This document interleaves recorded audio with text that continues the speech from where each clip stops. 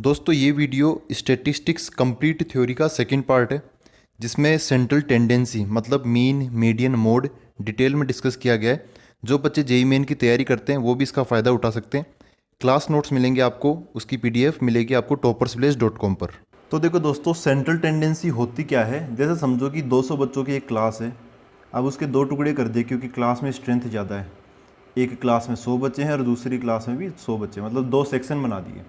ये section A समझ लो और इसको सेक्शन बी समझ लो। तो अगर दोनों सेक्शंस के अगर टीचर्स आपस में बात करेंगे और बोलेंगे कि यार ये वाला सेक्शन बढ़िया है 11th क्लास का, या फिर कुछ बोलेंगे यार ये वाला बढ़िया है, तो वो किस आधार पे बात करेंगे। हो सकता है कि वो मीन देख रहे हो, मीन मतलब एवरेज मार्क्स, कि भाई इसके एवरेज मार्क्स ज़्यादा हैं बजाय इसके, तो हो सकता है कि ये वाला जो सेक्शन वो ज़्यादा बढ़िया हो सकता है वो मीडियन देख ले। मीडियन क्या होती है कि ऐसे डेटा को अरेंज करते हैं तो बीचों बीच जो वैल्यू आती है ना, वो तो मीडियन मार्क्स देख सकते हैं। मोड देख सकते हैं। मोड क्या होता है, जो ऐसे मार्क्स जो कि ज़्यादातर स्टूडेंट्स को मिले हैं ना, जिस हाईएस्ट फ्रिक्वेंसी जिसकी है वो, तो किसी पर भी चर्चा कर सकते हैं। सेंट्रल टेंडेंसी एक बहुत बड़े डेटा को, 100 लोगों का डेटा या 200 लोगों का डेटा या फिर लाख करोड़ों लोगों का जो डेटा होता है, उसको हम एक नंबर से रिप्रेजेंट कर सकें, वो होता है सेंट्रल टेंडेंसी। वो ऑब्वियसली वो जो एक नंबर होगा वो कहीं ना कहीं उस डेटा के बीचों बीच में होगा। अब वो बीच निकालने का मतलब वो जो मिड पॉइंट है वो निकालने का तरीका मीन भी हो सकता है, मीडियन भी हो सकता है, मोड भी हो सकता है, कुछ भी हो सकता है। ठीक है, तो हम वन बाय वन देखते हैं कि मीन कैसे निकालते हैं। तो मीन होगा अपना, इसमें सबसे पहले एवरेज। अच्छा, इसको हम मतलब एवरेज भी बोलते हैं। तो इसमें वैसे देखेंगे रो डेटा का देख लेंगे, जैसे हमने डेटा पढ़ा ना वैसे वैसे देख लेंगे। फिर हम अनग्रुप्ड फ्रीक्वेंसी डिस्ट्रीब्यूशन टेबल का मीन कैसे निकालते हैं वो देख लेते हैं, और फिर ग्रुप्ड डेटा का मीन कैसे निकालते हैं वो देख लेते हैं। तो मैं लिख लेता हूँ वन बाय वन। तो दोस्तों, मीन या एवरेज इसका फॉर्मूला क्या होता है, sum of observations divide by total number of observations. मतलब किसी अगर 100 बच्चों की क्लास का अगर हमें मार्क्स का एवरेज चाहिए या मीन चाहिए, तो उनके मार्क्स को जोड़ के, है ना, 100 जितने भी बच्चे हैं उन सभी के मार्क्स को जोड़ के ऊपर रख देंगे, और बच्चों की संख्या टोटल नंबर ऑफ ऑब्जर्वेशंस मतलब फ्रीक्वेंसी मतलब 100 यहाँ पे नीचे की तरफ आ जाएगा। जो भी आंसर मिलेगा वो ऑब्वियसली क्या होगा, उसका एवरेज होगा। जैसे रो डेटा क्या हो गया, समझो कि अपने पास में पहले बच्चे के मार्क्स है x1, दूसरे के हैं x2, x3, ऐसे करते करते ये xn।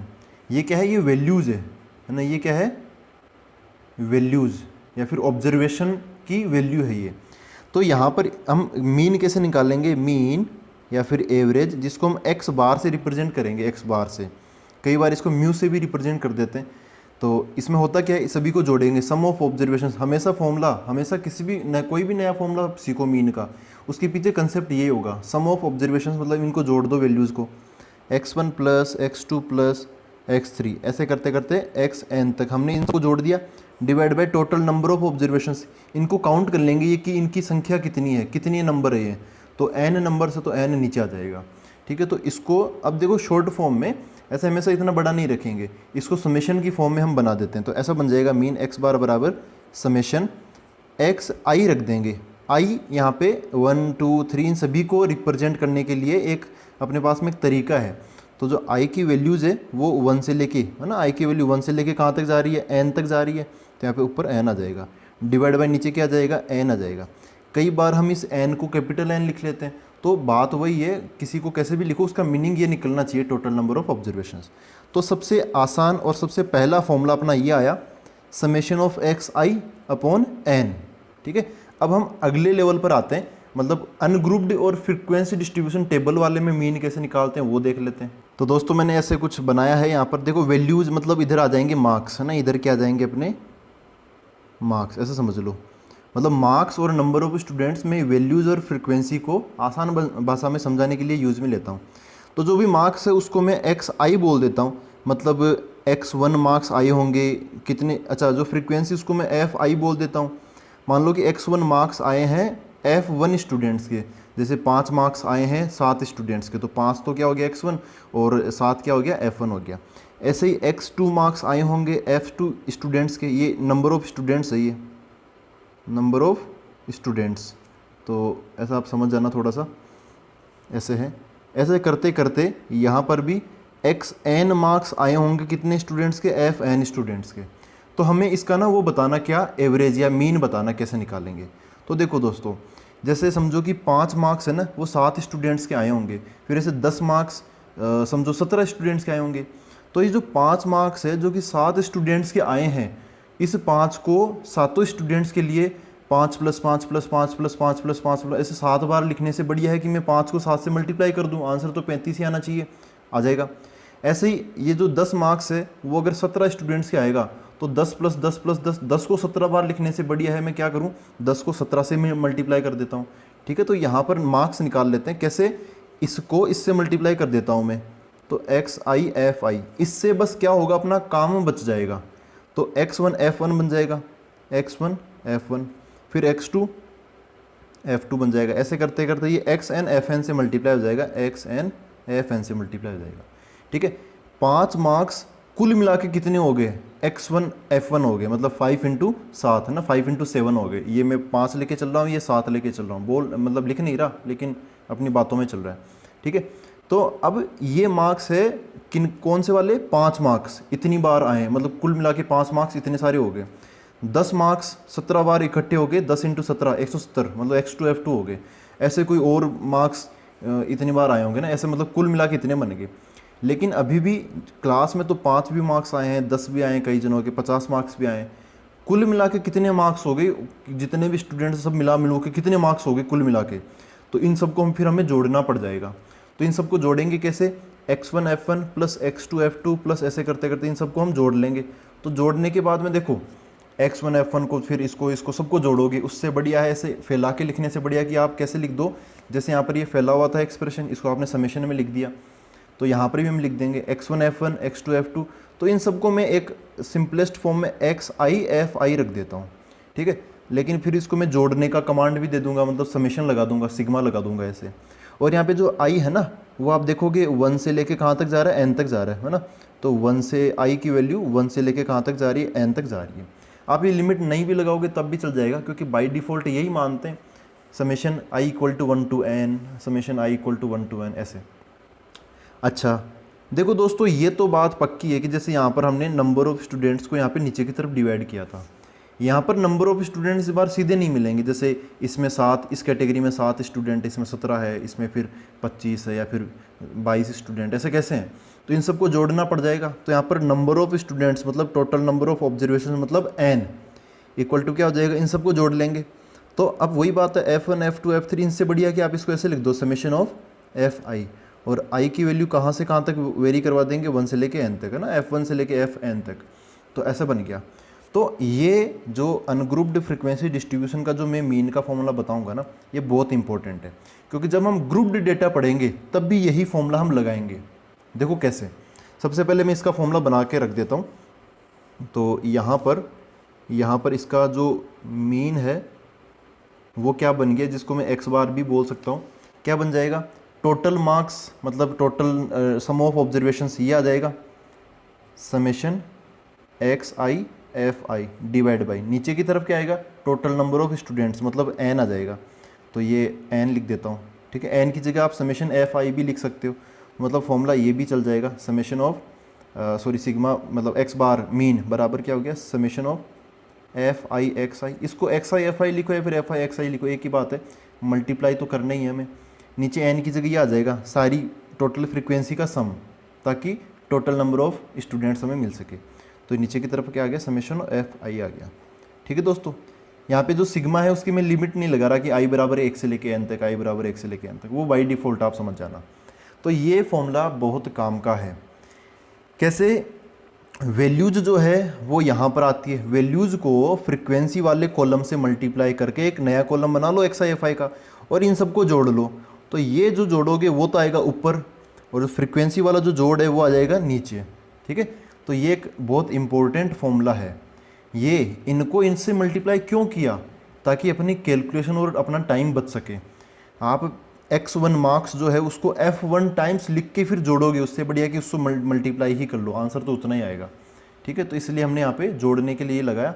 ये तो बड़ा आसान है, समेशन FI, सारी फ्रीक्वेंसी को जोड़ना, सारे टोटल नंबर ऑफ स्टूडेंट्स कितने हैं, ये तो ज़रूरी है। तो ये तो आप समझ ही पा रहे हो। तो ये हो गया ग्रुप्ड अनग्रुप्ड का। अब ग्रुप्ड पे आते हैं। तो दोस्तों इसको थोड़ा सा हम डिटेल में समझेंगे, क्योंकि ये तो बहुत ज़रूरी है। हर बार जैसे मैं मीन मीडियन मोड कुछ भी बताऊँ, उसमें जो ग्रुप्ड डेटा का वाला केस बताऊँ ना, वो बहुत ही ज़रूरी है।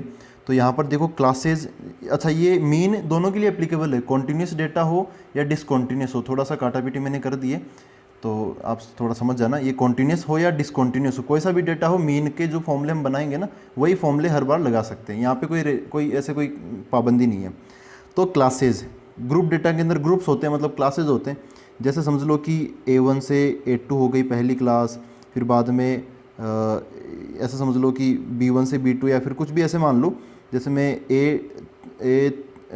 B1 ले लेता हूँ, चलो B1 से B2 ले लेता हूँ, फिर C1 से C2 ले लेता हूँ, ऐसे करते करते आगे से आके हम जा रहे हैं ना। यहाँ पे लास्ट में समझो कि Z1 से Z2 तक आ गए। अब इसको आप 26 मत समझना, ठीक है। तो यहाँ पर इसको आप टोटल 26 मत समझना, कुछ मतलब है कहीं ना कहीं तक जा रहा है। तो देखो यहाँ पर आपको मिल गया फ्रीक्वेंसी, ये दो चीज़ें आपको हमेशा क्वेश्चन में मिल जाएगी, ठीक है। फ्रीक्वेंसी जिसको हम क्या बोलेंगे, FI बोलेंगे, ठीक है। ये दो चीज़ें आपको हमेशा क्वेश्चन में मिल जाएगी, तो इनकी आपको टेंशन नहीं लेनी। टेंशन लेनी है फिर बची हुई चीज़ों के लिए। तो देखो फ्रीक्वेंसी हम ऐसे मान लेते हैं कि ये पहली क्लास है तो इसकी फ्रीक्वेंसी मैं F1 मान लेता हूँ, दूसरी क्लास की F2, फिर F3, ऐसे करते करते लास्ट वाली क्लास की FN हो गई ना। ये यहाँ पर टोटल N क्लासेज है। तो अब यहाँ पे क्या करेंगे, हम लगाएंगे तो ये वाला तरीका ही, यहाँ पर ये वाला तरीका लगाएंगे, x बार बराबर summation FI XI upon summation FI। लेकिन यहाँ पर जो XI है ये तो अकेला है, जैसे यहाँ पे अकेला XI हमें मिल गया था, है ना। FI की तो टेंशन नहीं है, FI तो उसमें भी है अपने पास में, लेकिन XI कहाँ से लाएंगे। यहाँ पे दो वैल्यूज़ है, ये भी है, ये भी है, ये भी है, तो लोअर लिमिट अपर लिमिट ऐसे है। तो इस टाइम काम आता है अपना क्लास मार्क। इस क्लास को रिप्रेजेंट करेगा कौन, इसका रिप्रेजेंटेटिव, क्लास मॉनिटर या फिर क्लास मार्क। तो यहाँ पर हम क्या निकालेंगे, क्लास मार्क निकालेंगे, और इसको मैं XI से रिप्रेजेंट कर रहा हूँ। तो इस पहली वाली क्लास का क्लास मार्क समझ लो कि क्या है, X1 है। अच्छा क्लास मार्क कैसे निकालते हैं हम, ऐसे निकालते हैं, upper limit plus lower limit divide by 2, है ना, UL plus LL divide by 2, ऐसे हम क्लास मार्क निकालते हैं। तो जैसे यहाँ पर X1 की वैल्यू क्या हो जाएगी, A1 प्लस A2 अपॉन 2, ऐसे X2 निकाल लूँगा B1 प्लस B2 अपॉन 2, फिर ऐसे X3 आ जाएगा, और लास्ट में क्या आ जाएगा, Z1 प्लस, तो ये क्या बन जाएगा, XN बन जाएगा ऐसे, ठीक है। तो ऐसे मैं N मान के इसको चल रहा हूँ। तो अब अपना काम आसान हो गया, जब भी क्लासेज आए आप क्लास मार्क निकालो, फिर वैसे ही कर लो कि इसको इससे मल्टीप्लाई करके, मतलब ये निकाल लो XI XI FI, इन दोनों को मल्टीप्लाई कर लो। तो ये X1 F1, X2 F2, X3 F3, ऐसे करते करते XN FN ऐसे बना लेंगे, ठीक है। अच्छा अब वापस हमें मीन निकालना, तो यहाँ पर क्या बन जाएगा, इनको सबको जोड़ लेंगे, समेशन ऑफ ये XI FI बन जाएगा। तो ऐसे ये हुआ अपना, और नीचे की तरफ क्या आता है, टोटल नंबर ऑफ ऑब्जर्वेशन है ना, उसके लिए हमें फ्रीक्वेंसी को जोड़ना पड़ेगा। फ्रीक्वेंसी मतलब नंबर ऑफ स्टूडेंट्स, ये मार्क्स है ना, क्लास के स्टूडेंट्स के कितने नंबर आए, मार्क्स कितने आए वो हैं। तो ये उन जो मार्क्स की जो हमने क्लासेस बनाई ना, उनका ये क्लास मार्क हो गया, 20 का नंबर हो गया। जैसे 0 से 10 है तो ये 5 नंबर हो गया, किसी के 10 से 20 के बीच में मार्क्स आ रहे हैं तो उसका 15 हो गया, ऐसे।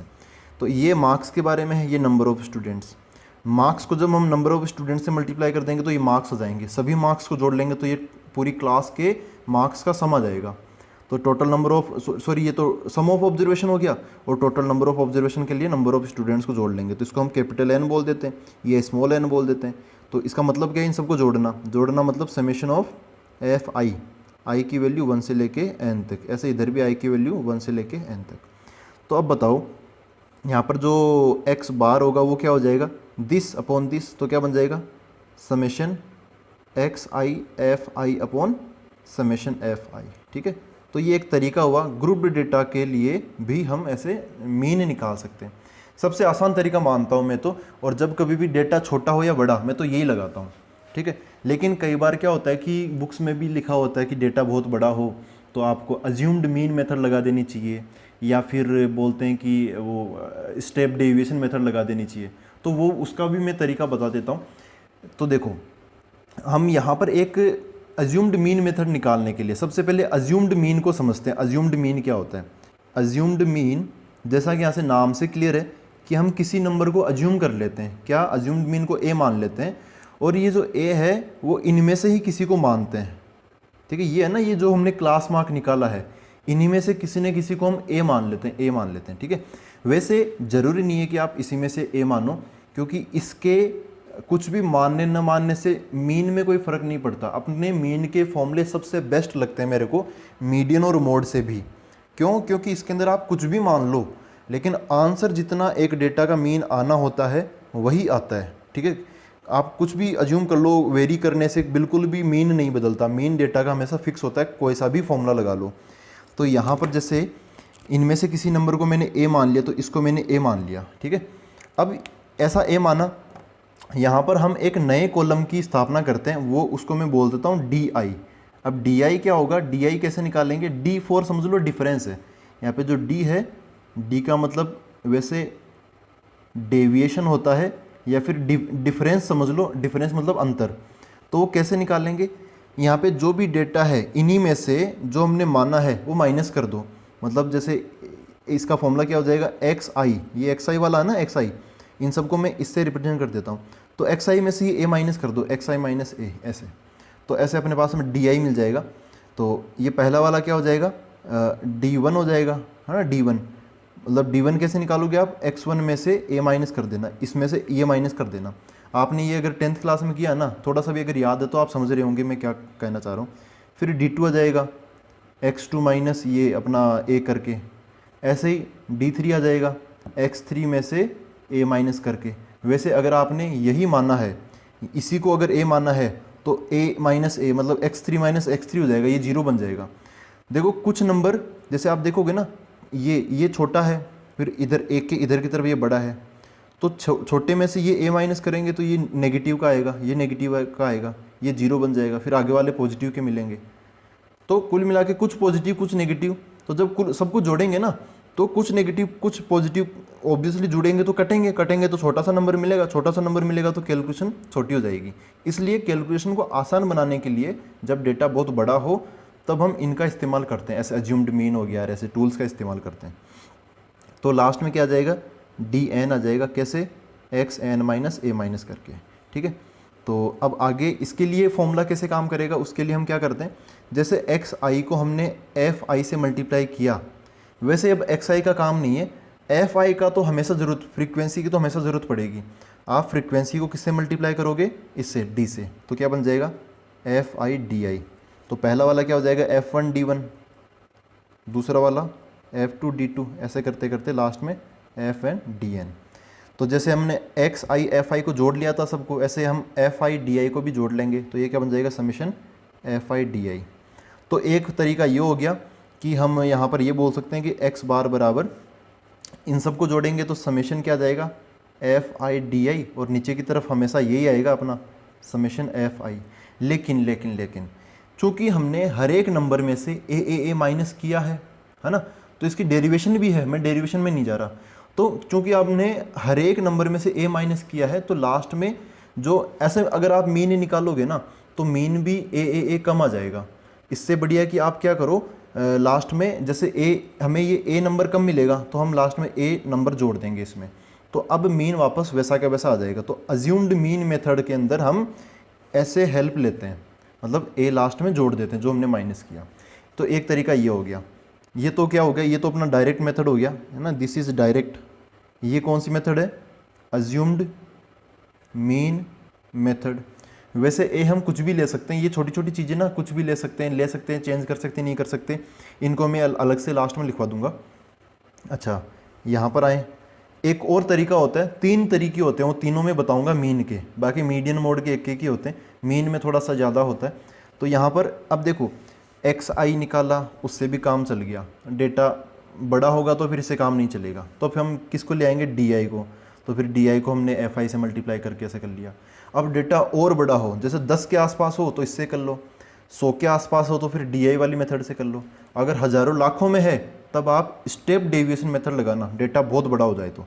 उसके अंदर हम यू आई निकालते हैं, यू आई का फॉर्मूला क्या होता है, ये अज्यूम्ड मीन तो लगता ही है उसके अंदर, कैसे, x I minus A divide by H, ऐसे करके हम निकालते हैं। ठीक है, नीचे की तरफ एच आ गया, यहाँ पर एच हम कोई सा भी नंबर ले सकते हैं, एनी नंबर, लेकिन हम जनरली क्या लेते हैं, जो क्लास साइज़ है ना, क्लास साइज़ जो हमने अभी स्टार्टिंग में डिस्कस किया था डेटा के अंदर, वो लेते हैं, जनरली क्लास साइज़ लेते हैं।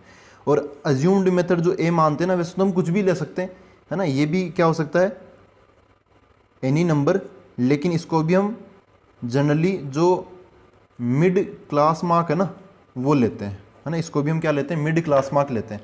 मतलब इनमें से बीच वाला जो क्लास मार्क है ना वो आप अज्यूम्ड मीन, मतलब उसको मीन मान लो, अज्यूम्ड मीन ए ले लो उसको। तो एच हम वैसे कुछ भी ले सकते हैं, लेकिन जनरली क्या लेंगे, क्लास साइज। और ए हम जनरली क्या लेंगे, जो बीच में से जो क्लास मार्क है ना वो वाला लेंगे। तो अच्छा, अब इस पे आते हैं। तो यू आई समझ के कैसे निकाल लेंगे, इस एक्स आई में से ये ए माइनस करके डिवाइड बाई एच कर दो। यहाँ पे क्लास साइज 10 चलती है जनरली, कई बार 20 हो जाती है, कई बार 100 हो जाती है, या फिर कई बार 5 होती है, तो उससे डिवाइड हम कर देंगे। तो ये जैसे U1 कैसे निकालोगे, x1 में से ए माइनस करके h का डिवाइड कर दो, ऐसे U2 आ जाएगा, ऐसे करते करते ऐसे ही UN आ जाएगा। और लास्ट में जैसे xi आया था उसको हमने f से मल्टीप्लाई किया, फिर di निकाला था अज्यूम्ड मीन मेथड में, उसको हमने f से मल्टीप्लाई किया। यहाँ पर क्या बन गया, वेरिएबल ui बन गया, तो हम f को फिर ui से मल्टीप्लाई कर देंगे। तो यहाँ पे f1 u1 f2 u2 ऐसे करते करते fn un बन जाएगा। इन सबको भी जोड़ लेंगे हमेशा की तरह, समेशन fi ui बन जाएगा। तो यहाँ पर एक नया फॉर्मूला बन गया, x बार बराबर a plus summation fi ui divide by summation fi multiply by h। क्योंकि यहाँ पर h से हम डिवाइड कर रहे हैं तो यहाँ पे मल्टीप्लाई करेंगे, यहाँ पर हम a माइनस कर रहे हैं तो फिर a जोड़ देंगे। मतलब फॉर्मूले ऐसे हैं ना मीन के, आप कुछ भी मान लो, कैसे भी मान लो, आंसर तो उतना ही आएगा। एक टेबल, एक कोई क्वेश्चन दे रखा आपको, है ना, कि उसका मीन बताओ, ऐसे ये दे रखा है, क्लासेज और फ्रीक्वेंसी दे रखी है, तो उसके बाद में आप भले एक्स आई वाले तरीके से करो या डी आई वाले से करो या यू आई वाले से करो, कोई सा भी फॉर्मूला लगा दो इनमें से, डायरेक्ट फॉर्मूला लगा दो, अज्यूम्ड मीन मेथड वाला लगा दो, या फिर इसका क्या नाम है, स्टेप डेविएशन वाला फॉर्मूला लगा दो, स्टेप डेविएशन मेथड, कोई सा भी फॉर्मूला लगा दो, आंसर हमेशा सेम आएगा। डेटा छोटा है तो जनरली इसको प्रीफर किया जाता है, डेटा बड़ा है थोड़ा सा तो इसको, और बड़ा डेटा है लाखों करोड़ों में तो इसको हम फॉलो करते हैं। आंसर सेम आता है, कोई सा भी आप लगा सकते हो। तो आई होप ये अपना क्लियर हुआ है। तो इसके लिए देखो, कोई ऐसा ज़रूरी नहीं है कि आप यहाँ पे एग्जाम्पल करो ही, एग्जाम्पल आप एनसीईआरटी में देख सकते हो। जैसे हम आगे एक्सरसाइज के क्वेश्चंस करेंगे ना, तब मैं आपको किसी भी मेथड से लगा के बता दूंगा। और जनरली मैं यही फॉलो करता हूँ, इसमें कोई झंझट नहीं है। ये फॉर्मूला अपना ऐसे में भी लग जाता है, और ये फॉर्मूला अपने इधर जो अनग्रुप्ड फ्रीक्वेंसी डिस्ट्रीब्यूशन टेबल है ना, इसमें भी लग जाता है। तो बड़ा ही आसान और मतलब बढ़िया फॉर्मूला है, कोई दिक्कत नहीं है इसके अंदर। आंसर तो सेम आना ही है, तो वैसे भी कोई दिक्कत नहीं है। तो अब हम अगला सेंट्रल टेंडेंसी देख लेते हैं। अगला कौन सा है, मीडियन। मीडियन देख लेते हैं। तो दोस्तों, मीडियन का मीनिंग होता है मिडल मोस्ट वैल्यू, मतलब डेटा के बीचों बीच में जो मार्क्स है ना, उसको हम मीडियन बोलते हैं। जैसे रो डेटा में समझो कि अब देखो, रो डेटा को ना ऐसे मत रखना, इसको आप या तो किस में अरेंज कर लो, असेंडिंग ऑर्डर के अंदर अरेंज कर लो डेटा को, या फिर इसको डिसेंडिंग ऑर्डर में अरेंज कर लो। उसके बाद में जो मिडल वैल्यू है वो फाइंड कर लो, है ना। उसके बाद में हम मिडल वैल्यू फाइंड कर लेंगे, और यही अपना क्या हो जाएगा, मीडियन हो जाएगा। लेकिन पहले हमें डेटा को असेंडिंग या डिसेंडिंग में अरेंज करना पड़ेगा। अब यहाँ पर एक इशू आता है, जैसे फॉर एग्जांपल यहाँ पर अगर जो नंबर ऑफ डेटा है वो अगर मैं ओड मान लूँ, तब तो कोई टेंशन ही नहीं है। जैसे समझो कि अपने पास में डेटा ऐसे है, एक तो हो गया एक्स वगैरह में नहीं मानेंगे, ऐसा समझ लो, एक तो हो गया 2, एक हो गया 5, और एक समझ लो 7, 8 और 10 समझ लो। तो मैंने ये असेंडिंग में लिख भी लिया है ना, तो ऐसा नहीं कि इसको फिर असेंडिंग में लिख के करेंगे। असेंडिंग में लिखना कोई बड़ी बात नहीं है, छोटे से बड़ा, और डिसेंडिंग में बड़े से छोटा। तो ऐसे आ गया। इस बार क्या नंबर ऑफ डेटा क्या है, ओड है ना। यहाँ पे आप काउंट करो, 1 2 3 4 5, 5 क्या होते हैं, ओड होते हैं। तो इनके अंदर क्या होता है, इनके अंदर तो मिडल वैल्यू मिल जाएगी। जैसे इसके अंदर क्या होगी, मिडल वैल्यू ये होगी, है ना। तो इसके अंदर जो मीडियन है वो क्या बन जाएगा, 7 बन जाएगा। लेकिन एक इश्यू आता है इसके अंदर, जब नंबर ऑफ डेटा कितने हो, इवन हो, तब हम बीच वाली वैल्यू पता नहीं कर सकते। जैसे समझो कि डेटा अपने पास में ये है कि 2 5 7 8 10 और समझ लो 15 है ऐसे। तो अब इसके अंदर कौन सी मिडिल मोस्ट वैल्यू कौन सी है, यहाँ पे तो टोटल कितने, 1 2 3 4 5 6 6 है टोटल। तो 6 तो इवन नंबर है, तब उस केस में ना मीडियन निकालने में थोड़ा सा कन्फ्यूजन हो सकता है। तो कन्फ्यूजन नहीं होना चाहिए। इस बार आप क्या करो, बीच में 2 वैल्यूज़ तो आएगी ना बीच में। जैसे टोटल 6 है, तो आप यहाँ से क्या कर सकते हो, दोनों को अलग अलग कर सकते हो। तो ये जो बॉर्डर है, बीचों बीच जो बॉर्डर है, उसके एक नंबर इधर का ले लो, एक नंबर इधर का ले लो, तो ये 2 नंबर आपको मिल गए। तो इन्हीं दोनों नंबर्स का एवरेज हो जाएगा अपना मीडियन। यहाँ पर मीडियन क्या हो जाएगा, बराबर यहाँ पे 7 और 8 को जोड़ो, फिर डिवाइड बाई 2 कर दो। यहाँ पे 7 और 8 तो कितना हो जाएगा, 7.5 आंसर आ जाएगा ना, 15/2, 7.5 आंसर आ गया। तो जब भी इवन नंबर ऑफ डेटा हो तब आपको बीच वाली दो वैल्यूज़ का एवरेज ले लेना होता है ना। मीडियन निकालने के लिए बीच वाली दोनों वैल्यूज़ का मीन ले लेते हैं, मीन एवरेज, तो ऐसा हो जाता है। और फिर अगर ओड है तब तो कोई दिक्कत ही नहीं है, बीच वाली वैल्यू ही यहाँ पे आंसर बन जाएगी। यहाँ पे कुछ भी हो सकता है। यहाँ पर एक देखो ये है, यहाँ पे ये 10 और 15, यहाँ पे 1 करोड़ रख दो, यहाँ पे 2 करोड़ रख दो, इससे कोई मतलब ही नहीं है। अगर डेटा ऐसा है 2, 5, 7 और 8, ठीक है, ये तो छोटे छोटे हो गए, यहाँ पे 1 करोड़, यहाँ पे 2 करोड़, तो इस 1 करोड़ और 2 करोड़ से इस पर कोई फर्क पड़ेगा क्या, नहीं पड़ेगा ना। 7.5, ये मीडियन 7.5 ही आएगा। तो मीन में ये मीडियन में ये कमी है, ये कमी है कि इधर की तरफ बड़ा डेटा आ जाए तब भी कोई मतलब ही नहीं निकलता, बीच वाली वैल्यूज से ही हम मीडियन बता देते हैं। तो इसीलिए मीन सबसे बढ़िया चीज़ होती है किसी भी डेटा को एक नंबर में लिखने के लिए। खैर मीडियन भी हमें पढ़ना चाहिए। तो रो डेटा के लिए समझ गए आप, ऐसे करते हैं। अब हम ग्रुप्ड डेटा के लिए देख लेते हैं। इसके अंदर उसमें नहीं देखते, क्या बोलते हैं वो होता ना अनग्रुप्ड फ्रीक्वेंसी डिस्ट्रीब्यूशन, उसमें नहीं देखते, सीधा ग्रुप डेटा पे आते हैं। तो देखो दोस्तों, मैंने वही ग्रुप डेटा का वो क्लासेस बना लिए। क्लासेस में इस बार थोड़ा सही ले लिया मैंने, लोअर लिमिट को L1 फिर अपर लिमिट को U1 बोल दिया। ऐसे अगले वाले में L2 U2 L3 U3। तो सबसे पहली चीज़, ये जो ग्रुप डेटा है ना, ये क्या होना चाहिए अपना, कॉन्टीन्यूस होना चाहिए, कॉन्टीन्यूस, ठीक है। तभी हम यहाँ पे मैं बोल देता हूँ ओनली फॉर कॉन्टीन्यूस डेटा। अगर डिसकॉन्टीन्यूस डेटा है कि होगा तब आपको वैसे करना पड़ेगा, जैसा कि हमने पहले डिस्कस किया था कि जो डिसकॉन्टीन्यूस डेटा को कॉन्टीन्यूस में कन्वर्ट करना आना चाहिए। वो गैप का आधा करके फिर आधा उसमें जोड़ देते हैं, अपर लिमिट में आधा लोअर लिमिट में से घटा देते हैं ना। तो ऐसे होना चाहिए, तभी यहाँ पे जो हम फॉर्मूला बताएंगे वो काम करेगा। तो मीडियन के लिए कॉन्टीन्यूस होना ही होना चाहिए, डिसकॉन्टीन्यूस में नहीं चलेगा। तो पहली चीज़ तो ये। उसके बाद में ऐसा आपको क्वेश्चन मिलेगा, फ्रीक्वेंसी मिल जाएगी, क्लासेस मिल जाएगी। उसके बाद में यहाँ पर एक चीज़ हम निकालते हैं, उसको बोलते हैं क्यूमुलेटिव फ्रीक्वेंसी। क्या बोलते हैं उसको, क्यूमुलेटिव फ्रीक्वेंसी, जिसको हम शॉर्ट फॉर्म में CF बोल देते हैं, कई बार इसको C बोल देते हैं ना, C। तो समझ लो कि इसकी अच्छा क्यूमुलेटिव फ्रीक्वेंसी निकालते कैसे, ये भी आपने किया होगा, मैं याद दिलाता हूँ। देखो क्या करते हैं, जैसे यहाँ पे फ्रीक्वेंसी लिखी हुई है, क्यूमुलेटिव मतलब सबको इकट्ठा कर लो, क्यूमुलेटिव सबको इकट्ठा करना है हमें। तो सबसे पहले इस लेवल पर है हम, तो यहाँ पर तो F1 ही है, तो यहाँ पे जो C1 होगी ना वो यही बन जाएगी, अपने F1 ही हो जाएगी, F1 ही हो जाएगी, ठीक है। फिर यहाँ पर आते हैं, तो अभी तक हमने 2 क्लासेज ऊपर निकाल दी। तो इस यहाँ तक क्यूमुलेटिव फ्रीक्वेंसी, इसको क्या बोलेंगे, C2 बोलेंगे। क्यूमुलेटिव है मतलब जोड़ना है, तो अभी तक जो जो क्लासेस निकल गई उनकी फ्रीक्वेंसी को जोड़ के हम यहाँ पे रख देंगे। तो यहाँ पे क्या आ जाएगा, F1 प्लस F2 आ जाएगा, ठीक है। अब यहाँ तक आ गए, अब ये कौन सी तीसरी क्लास पे पहुँच गए हम, तो इसकी क्यूमुलेटिव फ्रीक्वेंसी को हम C3 बोल देंगे। तो C3 की वैल्यू क्या होगी, अभी तक की जितनी भी फ्रीक्वेंसीज है ना सबका समेशन, मतलब ऐसे आ जाएगा F1 plus F2 plus F3, ऐसे हो गया। और सबसे लास्ट में नीचे की तरफ क्या आ जाएगा, Cn आ जाएगा। उसके अंदर हम इन सभी को जोड़ लेंगे, मतलब क्या आ जाएगा, समेशन ऑफ Fi आ जाएगा, है ना। इन सबको जोड़ेंगे तो मैं पूरा तो लिखूंगा नहीं, मैंने ऐसे शॉर्ट फॉर्म में समेशन Fi लिख दिया, ठीक है। अच्छा इधर इनको जोड़ लो, इनको जोड़ोगे तो वही आ जाएगा ना, समेशन Fi। यहाँ पर इस नंबर का काम है, इस नंबर को मैं कैपिटल N बोलूँगा, जैसे हम पहले भी बोलते थे ना, सारी फ्रीक्वेंसी मतलब सारे नंबर ऑफ स्टूडेंट्स कितना हो गया, कैपिटल N। तो इतना सब कुछ करने के बाद में अब एक टर्म आती है जिसको हम बोलते हैं मीडियन क्लास, है ना। क्या बोलते हैं उसको, मीडियन क्लास बोलते हैं। मीडियन क्लास देखो कैसे निकालते हैं, इसकी डेफिनेशन लिख देता हूँ मैं। तो दोस्तों मीडियन क्लास की डेफिनेशन ये है, the class whose cumulative frequency is just greater than n/2। यहाँ पर थोड़ी काटापीटी होगी, उसके लिए सॉरी। यहाँ पर देखो ऐसे है, जैसे यहाँ पर इसमें 2 स्टूडेंट, इसमें 5 है, इसमें 7, ऐसे करते करते समझ लो कि 100 स्टूडेंट हो गए। तो 100/2 100/2 कितना हो गया, 50 हो गया। अच्छा इधर क्या होगा, यहाँ पे 2 स्टूडेंट है तो 2 आ जाएगा, फिर यहाँ पे 5 है तो 2 और 5 कितना हो जाएगा, 7 हो जाएगा।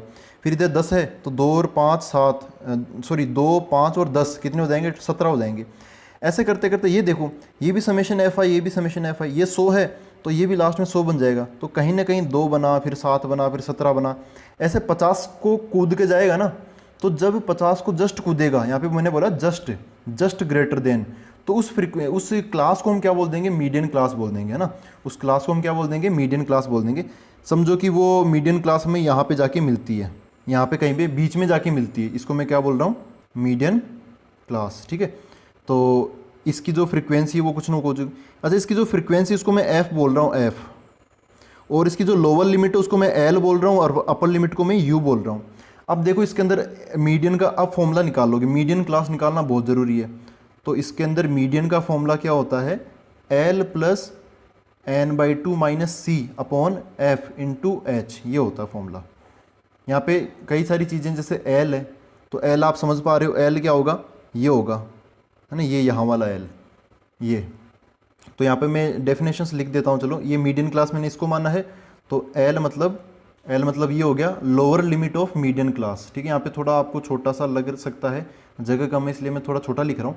आपको ये पीडीएफ मिल जाएगी ना topperstudios.com पर, तो आप वहाँ से थोड़ा सा इसको क्लियर देख सकते हो, या फिर मैं बोल रहा हूँ तो आप साथ के साथ देख सकते हो। दूसरा, शायद अगर आप 360p पर देखोगे ना तो ये आपको क्लियरली दिखाई देगा। अच्छा, एल का काम हो गया, मीडियन क्लास ढूंढने के बाद में उसकी जो लोअर लिमिट होगी वही यहाँ पर एल का काम करेगी। एन बाई टू तो आप समझ ही गए, एन निकालोगे तो बाई टू आ जाएगा। सी क्या है, एफ क्या है, पहले एफ देख लेते हैं। एफ क्या है, फ्रीक्वेंसी ऑफ मीडियन क्लास। ये जो मीडियन क्लास निकाली ना हमने, उसी की फ्रीक्वेंसी है, सेम टू सेम उसी की।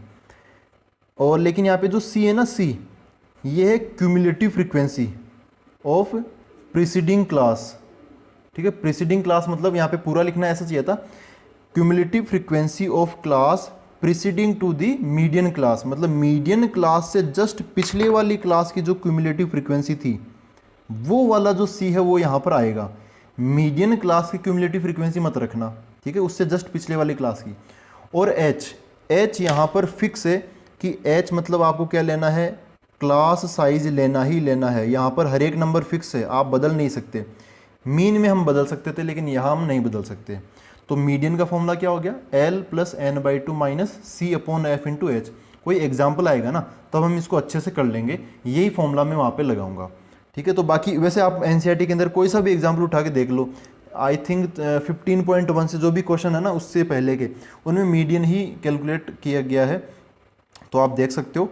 मेन चीज़ ये है यहाँ पे, एक तो मीडियन क्लास कैसे निकालते हैं, फिर यहाँ पे जो सी है ना उसको चूज़ कैसे करते हैं। तो पिछले वाली क्लास की क्यूमुलेटिव फ्रीक्वेंसी उठाते हैं, इस क्लास की नहीं उठाते हैं। तो अब हम मोड निकालना सीख लेते हैं। तो देखो दोस्तों, मोड क्या होता है, द मोस्ट फ्रिक्वेंट वैल्यू, जिसकी फ्रीक्वेंसी सबसे ज़्यादा हो। जैसे फॉर एग्जांपल रो डेटा मैंने लिया, यहाँ पे किसी को अरेंज करने की ज़रूरत नहीं है, बस आपको काउंट करना आना चाहिए। जैसे इसके अंदर अगर आप देखो, ये 3 सबसे ज़्यादा बार आए, 3 3 3 3 4 बार आ गया 3, है ना। तो यहाँ पे 2 2 2 2 बार आया, 5 एक बार आया, 7 भी एक बार आया, लेकिन 3 कितनी बार आ गया, 4 बार आ गया। तो 3 की फ्रीक्वेंसी सबसे ज़्यादा है, तो यहाँ पर इसका जो मोड होगा वो क्या हो जाएगा, 3 हो जाएगा, ठीक है। मोड क्या हो जाएगा इसका, 3 हो जाएगा। ऐसे इस पर आते हैं, यहाँ पर डेटा है 2 5 10 10 10 2 15 15 15 16, ऐसे हो गया। तो यहाँ पर देखो 10 आ गया 3 बार, 15 भी आ गया 3 बार, बाकी लोग 3 बार तो छोड़ो 2 बार भी नहीं आए। तो अब यहाँ पर मोस्ट फ्रिक्वेंट वैल्यू 2 हो गए, 10 भी हो गया 15 भी हो गया। तो यहाँ पर मोड क्या हो जाएगा, 10 भी हो जाएगा और 15 भी हो जाएगा। यहाँ पर मीडियन की तरह हम एवरेज वगैरह नहीं निकालते, याद रखना। मीडियन एक ही होता है पूरे डेटा का, मीन एक ही होता है पूरे डेटा का, लेकिन मोड एक से ज़्यादा हो सकते हैं। जैसे अगर मोड एक ही है तो उसको हम यूनी मॉडल डेटा बोलते हैं, यूनी मॉडल डेटा। अगर मोड 2 होंगे तो उसको हम बाई मॉडल डेटा बोलते हैं, बाई मॉडल डेटा, ऐसे ट्राई मॉडल डेटा। तो ऐसे मल्टी मॉडल डेटा भी हो सकते हैं, ठीक है। तो ये क्लियर है, छोटी सी बात है और कोई नहीं है। अच्छा, फ्रीक्वेंसी डिस्ट्रीब्यूशन टेबल अगर आ जाए तो इसमें देख लेते हैं। इसमें भी वही बात है, देखो यहाँ पे फ्रीक्वेंसी लिखी हुई है, मोस्ट फ्रीक्वेंट मतलब जिसकी फ्रीक्वेंसी सबसे ज़्यादा हो। तो ये क्या है, फ्रीक्वेंसी हाईएस्ट है ना, हाईएस्ट फ्रीक्वेंसी है। तो इसके करस्पॉन्डिंग डेटा कौन सा है, 15, ये 15 है ना। तो 15 क्या हो जाएगा, इस डेटा का क्या हो जाएगा, मोड हो जाएगा। तो यहाँ पर इसका मोड कितना आ गया, 15 आ गया। तो ये भी आसान है। अब हम ग्रुप्ड डेटा पर आते हैं, जब क्लासेस वगैरह बनी होती तब क्या करते हैं। तो देखो यहाँ पर हम एक मॉडल क्लास निकालते हैं, जैसे मीडियन वाले में मीडियन क्लास देखी थी, वैसे ही मोड वाले में मॉडल क्लास देखते हैं। यहाँ पर ये मॉडल क्लास आसान होती है। मैं एक बार वो टेबल बना देता हूँ। तो यहाँ पर मैंने कुछ ऐसी टेबल बना ली। यहाँ पर देखो, यहाँ पे जो फॉर्मूला बताऊँगा ना वो फॉर्मूला भी ओनली कॉन्टीन्यूस के लिए लगता है, कॉन्टीन्यूस डेटा के लिए, ठीक है। ओनली कॉन्टीन्यूस डेटा के लिए हम वो फॉर्मूला लगाएंगे। और तो मतलब अगर डिसकॉन्टीन्यूस हो तो उसको फिर आप कॉन्टीन्यूस में चेंज कर देना। इसमें फॉर्मूला क्या होता है, अच्छा मॉडल क्लास, तो यहाँ पर थोड़ा सा इसको मैं चेंज कर देता हूँ, यहाँ तक ऊपर वाली थ्योरी तो यहाँ पे होएगी, अब जो भी देखेंगे वो ग्रुप डेटा के लिए देखेंगे। तो यहाँ पर एक होती है मॉडल क्लास, तो ये कुछ नहीं, बड़ी आसान होती है। यहाँ पे मीडियन क्लास थोड़ी टफ होती है निकालना, लेकिन मॉडल क्लास आसान होती है। क्या करते हैं इसमें, ये होता है the class with highest frequency, ऐसी क्लास जिसकी फ्रीक्वेंसी क्या हो, सबसे ज़्यादा हो, वो क्या होती है, मॉडल क्लास होती है। अब उसके बाद में इसका जो मोड का फॉर्मूला होता है वो क्या होता है, ऐसा होता है l plus f m minus f dash upon 2fm minus f dash minus f double dash. मैं यहाँ पर एफ एम, एफ डैश और एफ डबल डैश का इस्तेमाल कर रहा हूँ। बुक्स के अंदर F0, F1 और F2 ऐसा मिल जाता है, कई बार FM, F1, F2 ऐसा मिल जाता है। तो जो बुक्स में आपके लिखा हो, जो या फिर जो आपको पहले से याद हो, वो आप अप्लाई कर सकते हो, कोई प्रॉब्लम नहीं है। यहाँ पे इनका कौन किसका रोल प्ले कर रहा है, ठीक है, वो ज़्यादा ज़रूरी चीज़ है। L क्या होता है, यहाँ पे जो L है वो वही बात है, lower limit of model class. H, यहाँ पे H एक इसका यूज में किया कि, तो H भी क्या है यहाँ पे, क्लास साइज, ठीक है, क्लास साइज। FM क्या है, जिसकी फ्रीक्वेंसी हाईएस्ट हो, मैक्सिमम फ्रीक्वेंसी, ठीक है, मतलब वही मॉडल क्लास वाली फ्रीक्वेंसी आ जाएगी, मॉडल क्लास वाली फ्रीक्वेंसी। यहाँ पे F डैश क्या होता है और F डबल डैश क्या होता है, तो F डैश ये दोनों होती तो फ्रीक्वेंसी है, लेकिन जो F डैश है फ्रीक्वेंसी ऑफ प्रीसीडिंग क्लास, किसके प्रीसीडिंग मतलब पहले वाली क्लास, किसके पहले वाली, मॉडल क्लास के पहले वाली। और जो F डबल डैश होती है वो क्या होती है, सक्सीडिंग क्लास की फ्रीक्वेंसी है ना। जैसे समझो कि ये अपनी मॉडल क्लास आ गई, F3 सबसे हाईएस्ट है ना, F3 सबसे हाईएस्ट है, तो FM तो क्या बन जाएगा, F3 बन जाएगा। F डैश की जगह क्या आ जाएगा, F2 आ जाएगा। F डबल डैश मतलब अगली वाली, उसकी जगह क्या आ जाएगा, F4 आ जाएगा, नीचे वाली। और L की जगह क्या आ जाएगा, ये अपना L3 आ जाएगा। क्लास साइज निकालने का तरीका मैंने बता ही दिया है, आप लोअर माइनस लोअर कर लो, या फिर अपर माइनस अपर कर लो, या फिर class mark minus class mark कर लो, आगे वाला माइनस पीछे वाला, ऐसे। लेकिन ये जो फॉर्मूला है वो किसके लिए लगता है, ओनली कॉन्टीन्यूस के लिए। अगर डिसकॉन्टीन्यूस हो तो पहले उसको कन्वर्ट कर लेना। तो ये था अपना मोड। सेंट्रल टेंडेंसी अपनी तीनों हो गई है, मीन, मीडियन, मोड। मीन के 3 फॉर्मूले होते हैं और मीडियन और मोड का एक फॉर्मूला ही होता है, ठीक है। तो अब हम डिस्पर्सन स्टार्ट कर सकते हैं, उसको अच्छे से समझ सकते हैं।